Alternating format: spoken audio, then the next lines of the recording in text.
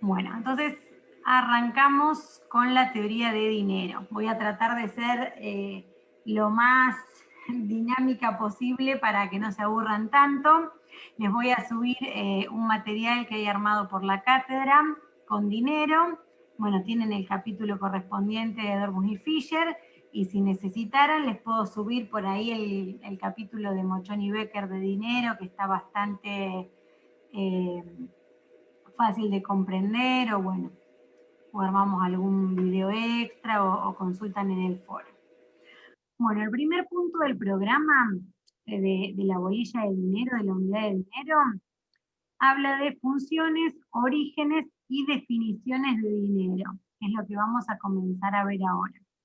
Bueno, como ustedes vieron ayer con Nati, el dinero es un medio de cambio o de pago generalmente aceptado en una economía, ¿sí? Esa sería la definición, ¿sí? Es un medio de pago o de cambio. Lo uso para comprar un bien o un servicio o para pagar alguna cuestión, ¿sí? Las funciones que cumple el dinero en toda economía básicamente son 4. Justamente esta, servir como medio de pago o de cambio, o sea, en transacciones para comprar o pagar, como les decía recién, como reserva o depósito de valor. Esto está estrechamente vinculado con el ahorro, ¿sí? Yo puedo, digamos, acumular dinero con motivo de realizar una inversión en el futuro o lo que fuere. Como unidad de cuenta, ¿qué significa esto en dinero? En nuestro caso en pesos, es la unidad en la que están expresados los precios de los bienes y servicios cuando vamos a un supermercado, a un local de ropa, y es también la unidad de cuenta en la que se confeccionan los balances, o sea, toda la contabilidad, ¿sí? Y también como patrón de pago diferido, ¿sí? Yo puedo expresar que voy a pagar una determinada suma de dinero en un plazo diferido, ¿sí? En 60 días, en 120 días, en 40 días, ¿sí? Estas son como las funciones básicas que cumple el dinero en toda economía. ¿Cuál les parece que en nuestro país por ahí no es la que estaría cumpliendo tan bien la función actualmente de estas 4? ¿Cuál les parece? ¿O todas?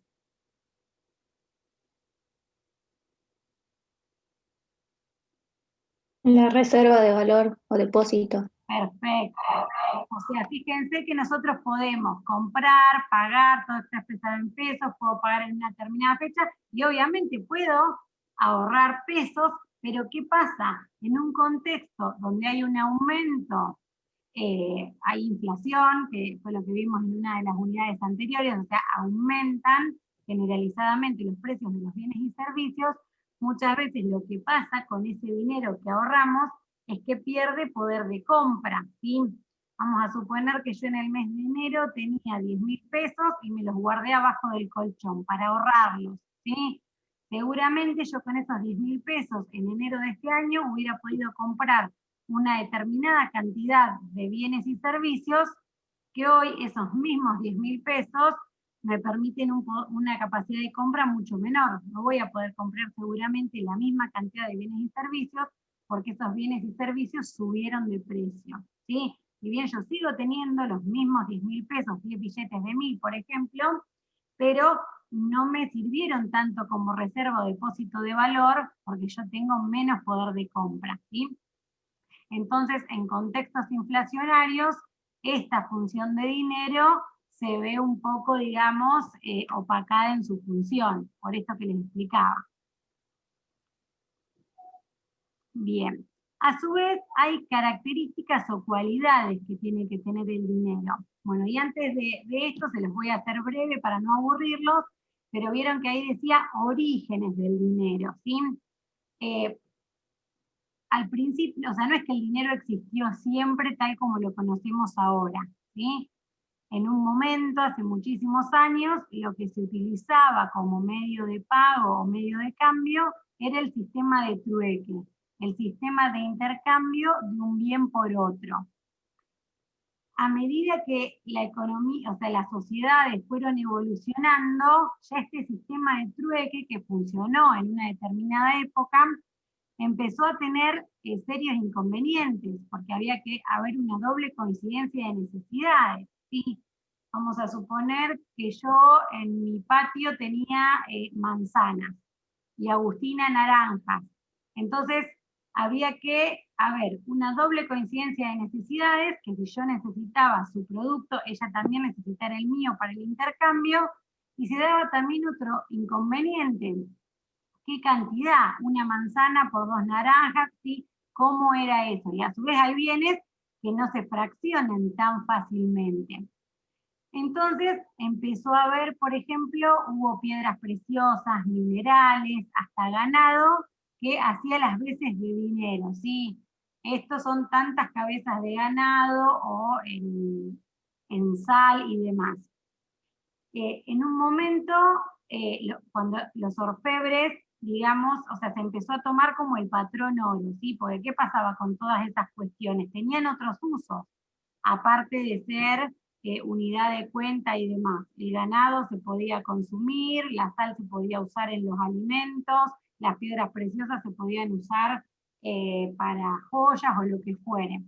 Entonces ahí se empezó a trabajar con el patrón oro. Entonces estos metales, la plata también, pero más el oro, se empezaba a usar como unidad de cuenta.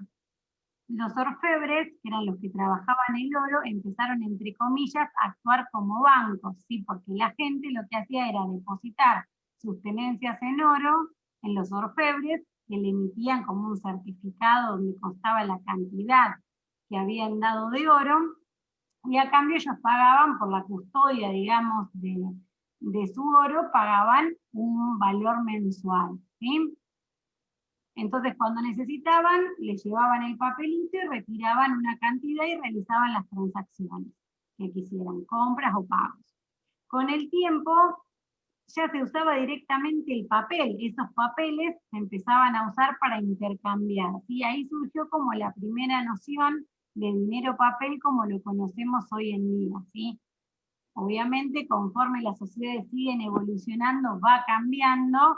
Después se instauraron, digamos, los bancos centrales de cada país, con la emisión de moneda y demás, y hoy tenemos el dinero como lo conocemos hoy en día, que seguramente en unos años ya por ahí el dinero ni siquiera sea en papel, sea todo dinero electrónico o criptomoneda o vaya a saber qué, porque obviamente que todo esto va teniendo una evolución conforme las sociedades y los tiempos que van aconteciendo, ¿sí? Vieron que no es algo rígido.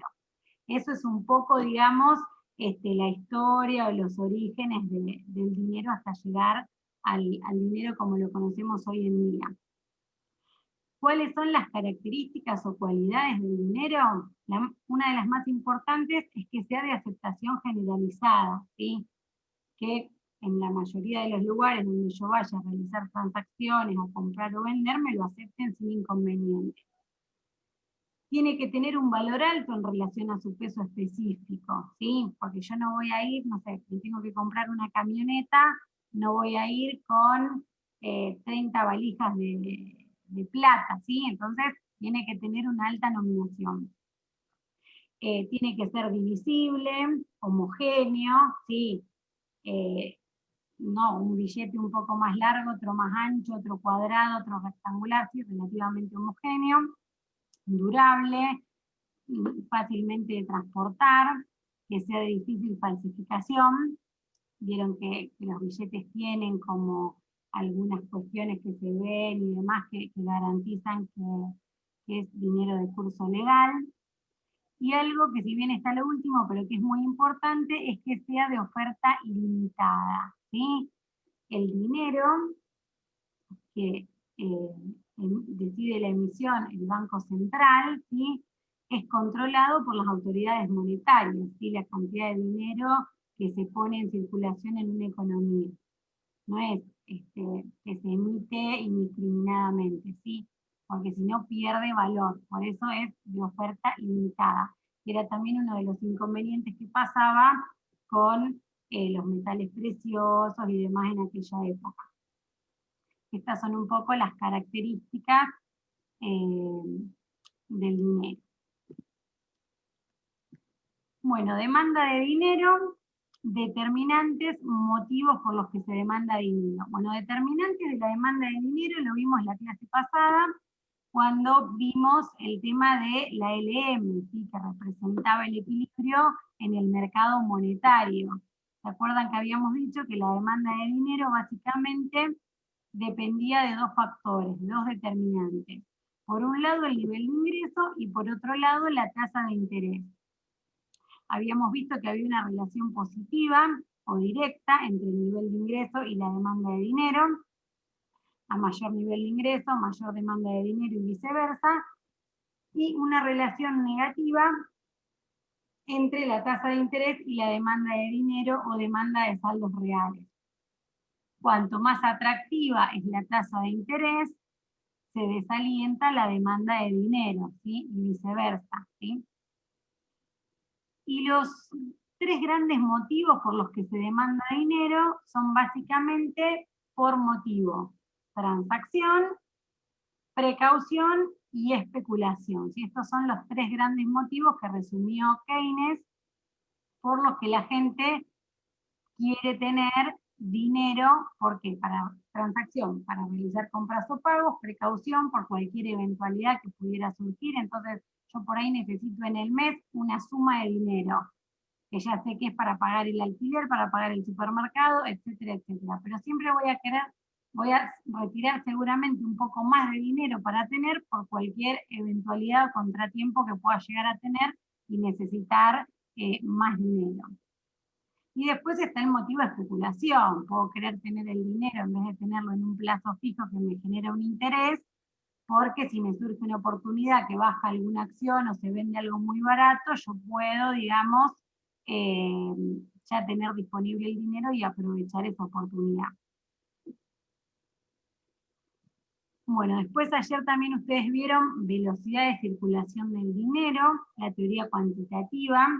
¿Qué es la velocidad de circulación del dinero? Es la cantidad de veces que un mismo peso circula en una economía en un periodo determinado para realizar transacciones, ¿sí? Creo que hay un ejercicio de la guía que aplican esta formulita, pero básicamente, bueno, acá nosotros tenemos la cantidad de dinero, la velocidad de circulación, la cantidad de bienes y servicios finales por sus precios, ¿sí? Entonces, vamos a verlo con un ejemplo simple. Vamos a suponer que en esta economía que estamos analizando, lo único que se producen son 20 sillas a 10 pesos cada uno, ¿sí? Cada silla. O sea que esta parte de la ecuación, ¿en cuánto queda? 20 sillas a 10 pesos. 100. Perfecto, 200. Y vamos a suponer que la cantidad de dinero, la cantidad de monedas y billetes que hay en circulación son 20 pesos, ¿sí? Entonces, esta M es 20 pesos, la B es mi incógnita, que es la velocidad de circulación, y esta parte de la ecuación dijimos que era 200. Entonces, ¿de cuánto es la velocidad de circulación en esta economía? De 10. Perfecto. Eso significa que en promedio cada peso circula 10 veces en la economía. ¿Sí? Fíjense que yo tengo 200 pesos, o sea, 20 sillas a 10 pesos, 200 pesos, pero no hay 200 pesos en la economía circulando, hay solamente 20. ¿Por qué? Porque con esa misma plata alguien recibe 10 pesos por su trabajo. Con esos 10 pesos va y le compra la silla, el que vende la silla, ¿sí? Y va circulando, entonces no es necesario que la cantidad de bienes y servicios finales valorizados por su precio sea la misma cantidad de dinero que hay en circulación. Generalmente es muchísimo menos porque esa plata normalmente circula en distintas transacciones que hay en la economía, ¿sí? Entonces, básicamente esa es la esencia de la teoría cuantitativa. Bueno, vieron que decía diferentes definiciones, ¿sí? Cuando nosotros hablamos de oferta monetaria, hay como diferentes definiciones. ¿Por qué? Porque podemos tener solamente monedas y billetes en circulación, que sería M0. Después tenemos M1, voy medio así porque esto ya creo que lo vieron ayer en alguno de los ejercicios. En M1 ya tienen billetes y monedas en circulación más los depósitos a la vista, ¿sí? Los depósitos a la vista son los depósitos en cuenta corriente. Si alguno tiene plata depositada en la cuenta corriente, es muy líquido, ¿sí? Porque yo puedo ir y retirar o por el cajero o con un cheque de caja, ¿sí? Estos diferentes definiciones de oferta monetaria, M1, M2 y M3, se ordenan, son diferentes definiciones de oferta monetaria, donde en M1 es la de mayor liquidez, ¿sí? Y M3, de todas las opciones, la de menor liquidez, ¿sí? Se ordenan de mayor a menor liquidez. En M2 incluyo todo lo que ya tenía en M1, billetes y monedas en circulación, más depósitos a la vista, y le agrego a M2 los depósitos en caja de ahorro, ¿sí? Y en M3 computo todo lo que puse en M2, monedas y billetes en circulación, depósitos a la vista, depósitos de ahorro, más depósitos a plazo fijo, ¿sí? Fíjense que acá ya con el depósito a plazo fijo, por ahí se puede apreciar más esto de la liquidez que yo les decía. Si yo hago un plazo fijo de 50.000 pesos a 90 días, aunque es mi dinero, tengo el documento que avala que yo tengo ese plazo fijo y demás, si yo voy al banco y quiero retirar a los 30 días porque lo necesito, por la razón que sea, no lo voy a poder retirar, ¿sí? Porque justamente tengo que esperar ese plazo fijo que termine de correr. Si recién al cabo de los 90 días del vencimiento de ese plazo fijo, voy a poder decidir si quiero retirar, si quiero renovar, si quiero renovarlo con otra periodicidad, ¿sí? Por eso M3 de todas las definiciones es la de menor liquidez. Generalmente nosotros vamos a trabajar, sobre todo en los ejercicios de la guía y demás, con M1, ¿sí? El efectivo, que serían las monedas y los billetes, más los depósitos en cuenta corriente. Bien, bueno, después tenemos lo que se llama, hay un puntito del programa, les habla de creación primaria y secundaria de dinero, ¿sí? La creación primaria de dinero es un monopolio, ¿sí?, del Banco Central, y consiste en la emisión de nuevos billetes y monedas de curso legal, ¿sí? Eso, como les decía, de acuerdo a la política monetaria que dispongan las autoridades, se puede decidir aumentar esa cantidad de dinero o no, ¿sí? Eso sí o sí lo tiene que decidir el gobierno y autorizar determinada emisión. No lo pueden crear ni particulares ni los bancos comerciales, ¿sí? Pero después fíjense que dice creación secundaria del dinero. ¿A qué les parece que hará referencia creación secundaria de dinero? A ver, ¿los bancos comerciales podrán crear dinero? ¿Qué les parece? Banco de Galicia, Banco Provincia, Banco Nación, Banco Santander Río. Y no. Bien. Esa es solamente lo hace el Banco Central. Bien.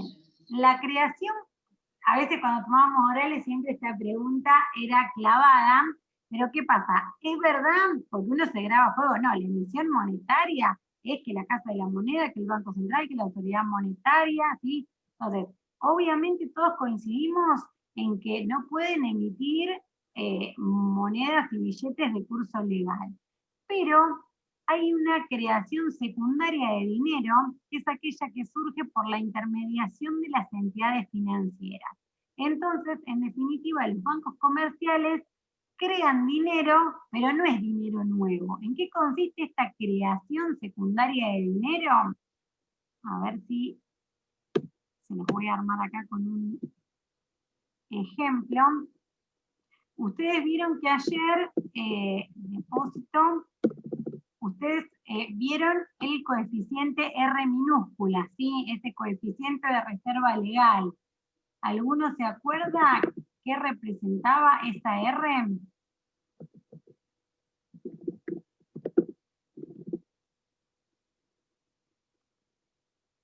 Que esa R era un cociente, era la R minúscula igual a las reservas, R mayúscula, sobre los depósitos.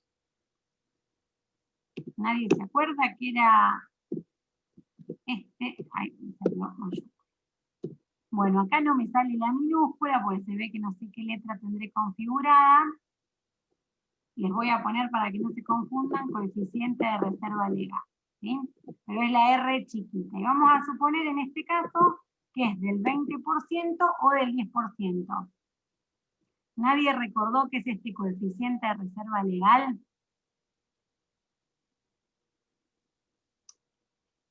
Vuelvo al tema que les decía de los orfebres, ¿sí? Cuando se empezó a usar esos papeles que entregaba el orfebre, que se empezó a utilizar a modo de dinero el papel en vez de las tenencias de oro, se basaba este sistema en la confianza que tenía la gente en los orfebres, ¿sí?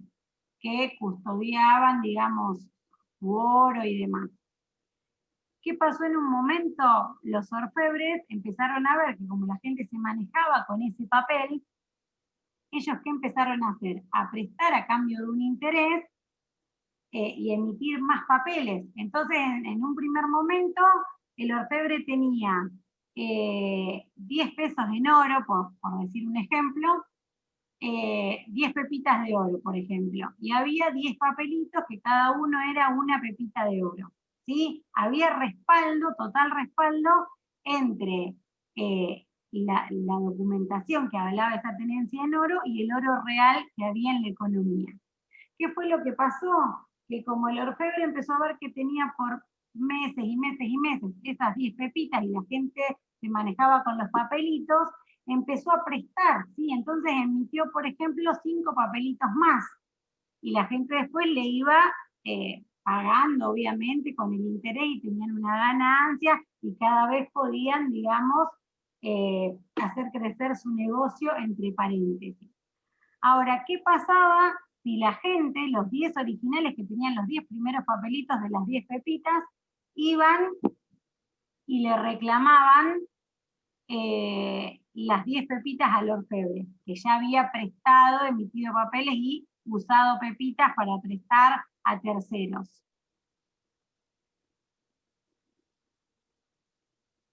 El orfebre que no había hecho eso para especular, le podía devolver perfectamente a cada uno, ¿sí? Ahora, el que había prestado esas pepitas y todavía no había ido cobrando, se le había complicado el pago, lo que sea, no podía responder frente a los verdaderos tenedores de esas pepitas para entregar su tenencia en oro, ¿sí? Entonces ahí se quebraba la confianza, que muchas veces es lo que pasa también en muchas economías con algunos bancos o demás, ¿sí?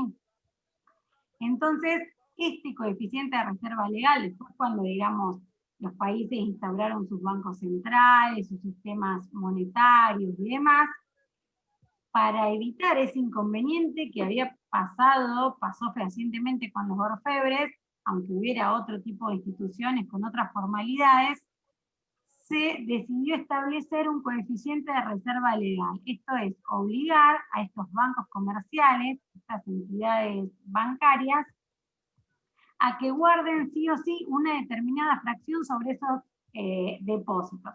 Después el resto sí podían prestar y se generaba un efecto en la economía y demás, pero mínimamente había una masa de esos depósitos que tenía que estar bajo la forma de reservas y no custodiadas por cada entidad bancaria en particular, sino cada entidad bancaria, esas reservas legales y obligatorias están bajo la custodia del Banco Central, ¿sí? Para asegurarse que efectivamente se tenga ese resguardo, ¿sí? Entonces, el coeficiente de reserva legal es un porcentaje que se le fija a los bancos comerciales y que sí o sí, de cada depósito que reciben, esa fracción, en este ejemplo que yo les puse es un 20%, esa fracción la deben guardar bajo la forma de reservas y depositarla en el Banco Central, que es el custodio de esas reservas, ¿sí? Después, si cada banco comercial quiere tener alguna reserva voluntaria o lo que fuera, lo puede hacer, no hay restricción. La que es obligatoria es la reserva legal. Después, si a su vez el banco dice, por una determinada política, yo a su vez voy a hacer una reserva voluntaria del 10%, perfecto. Va a tener una reserva legal de un 20% y una reserva voluntaria de un 10% o de lo que fuere, ¿sí? Entonces, ¿qué es lo que va a pasar? ¿Cómo es esta creación secundaria de dinero que yo les comentaba? ¿Sí? ¿Cómo es que los bancos comerciales crean dinero? ¿Sí? Entonces vamos a suponer que, bueno, acá me quedó, vamos a ver. Bueno, vamos a suponer que Julieta deposita 1.000 pesos en una entidad bancaria, ¿sí? Ese banco, ¿cuánto dinero de esos 1.000 pesos tiene que guardar bajo la forma de reserva?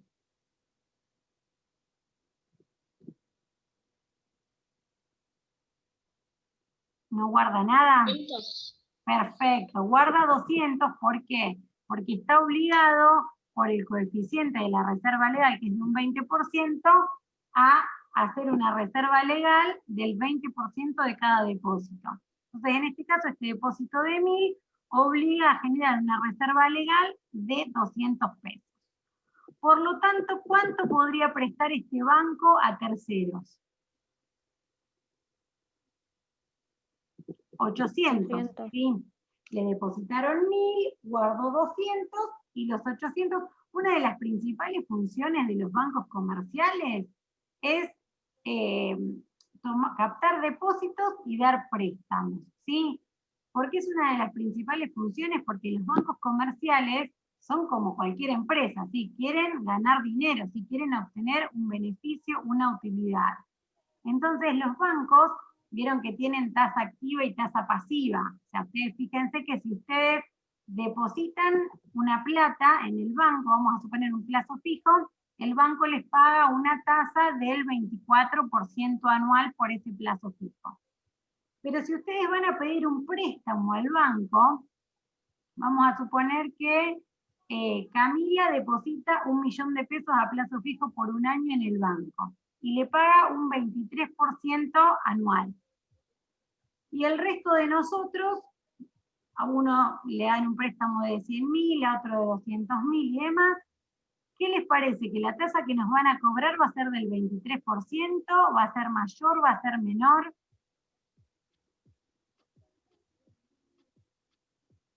Y debe ser según el depósito, ¿o no? La tasa. Bien. ¿Según el importe del depósito o no? Bueno, la tasa, por ejemplo, de los plazos fijos, la tasa es bastante fija, o sea, es como que la tasa puede ser, por ejemplo, del 23%, y si se depositan, no sé, más de 5 millones es del 24%, ¿sí? No varía tanto, ¿sí? En general, y lo mismo que entre distintas instituciones, no es que un banco te pague el 23 y otro banco te pague el 38, ¿sí? Puede haber un punto más, un punto menos, pero relativamente son bastante parejas, por una cuestión también de competencia. Pero cuando vos depositas plata en cualquier banco, te pagan una tasa, por ejemplo, del 23%. Pero cuando en cualquier banco, cualquiera de nosotros va a sacar un préstamo, nos cobran una tasa que puede llegar a ser hasta del 100 y pico por ciento anual, ¿sí? Son tasas mucho más altas. No importa si es mucho o poco, pero hay un spread entre tasas, ¿sí? La tasa que paga por los depósitos siempre es menor a la que cobra por los préstamos. Y de ese spread o de esa diferencia entre tasas se encuentra una de las principales fuentes de ganancia de los bancos comerciales. Por eso se ven motivados a prestar la mayor cantidad de dinero posible dentro de los límites que lo marcan los depósitos, ¿sí? Entonces, por un depósito de 1.000, reservó 200 y presta hasta 800, obviamente que va a depender de la demanda. Entonces vamos a suponer, depositaron 1.000 y se prestan 800. Pero vamos a suponer que yo voy al banco y esos 800 me los da de préstamo el banco. Entonces yo con esos 800 pesos voy y compro algo, ¿sí? Y voy y compro algo, por ejemplo, en Sistema Junín. Con 800 pesos mucho no voy a comprar, pero vamos a suponer que compro y esa plata la depositan en su cuenta corriente para cubrir los cheques que dieron a proveedores. Entonces, de ese depósito de 800 pesos que hace Sistema Junín, ¿qué fracción se va a reservar el banco? El 20%, ¿sí? O sea, serían 160, que es el 20% de los 800 pesos de ese depósito. Entonces, ahí fíjense que va a poder prestar ¿cuánto? Por este nuevo depósito de 800. 640, si no saco mal la cuenta. 640, sí. Y así se va haciendo toda una rueda. Esos 640 vuelven, acá se hace, digamos, esto sería 128, si no saco mal la cuenta, acá sería 512, y se va haciendo una espiral, porque obviamente el dinero de alguna forma termina volviendo, más hoy con lo bancarizadas que están las economías. Lo único que fíjense que este efecto se va haciendo cada vez más chiquito, ¿sí?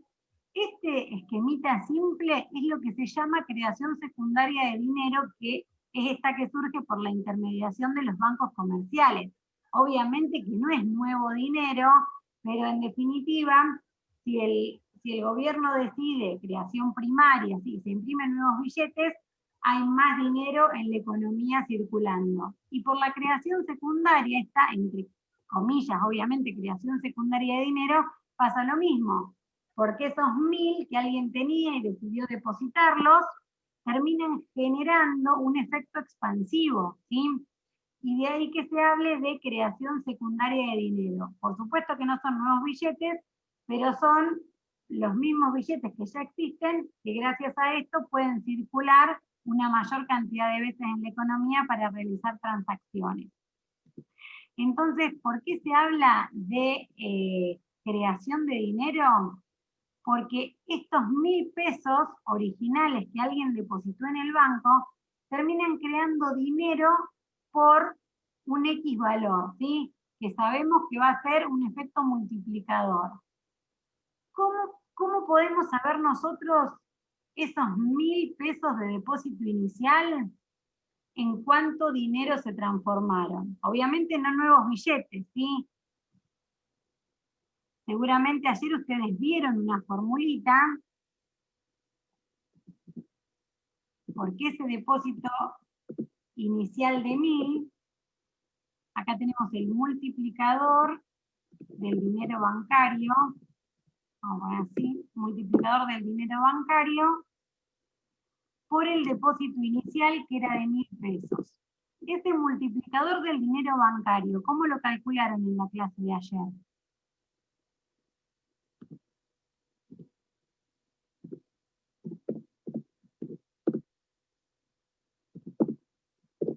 ¿Lo calcularon ayer en algún ejercicio?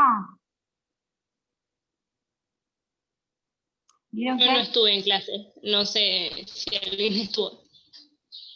De la base Siempre miro monetaria. primero la teoría y después miro la grabada de práctica. Si no, Es un buen recurso.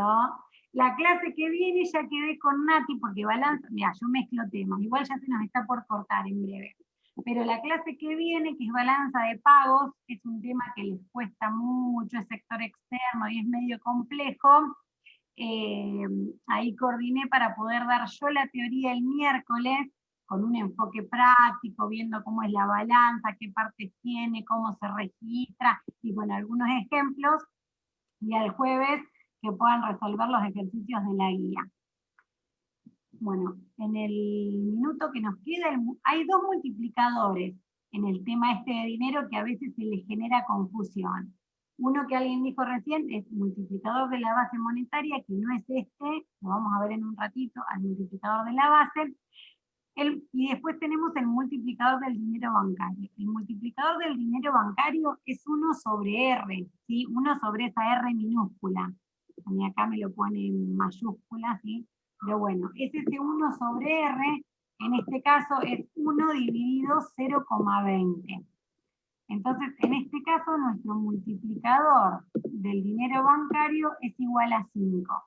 ¿Eso qué significa? Que de un depósito de 1.000 pesos, los bancos comerciales crean dinero por 5.000, ¿sí? 5, que sería este multiplicador, por 1.000, sería, si yo sigo este efecto indefinidamente hasta que se me hace más chiquito y después sumo todo, acá llego a un valor total de depósitos de 5.000, a un valor de reserva total de 1.000, que es el 20% de los 5.000 que me termina generando. Por eso se habla de la creación